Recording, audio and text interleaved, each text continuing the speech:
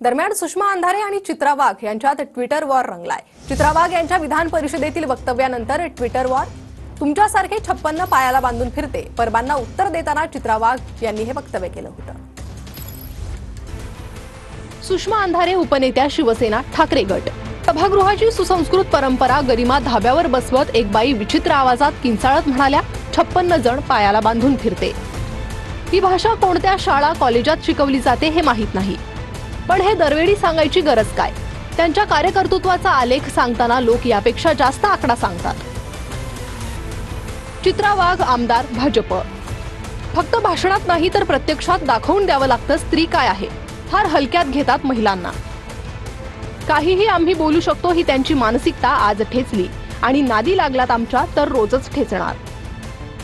कुणाच्या लेकराबाळांवर मला बोलताना त्रास होतोय, पण आमच्याबद्दल बोलताना मात्र सगळंच ताळतंत्र सोडलेलं आहे।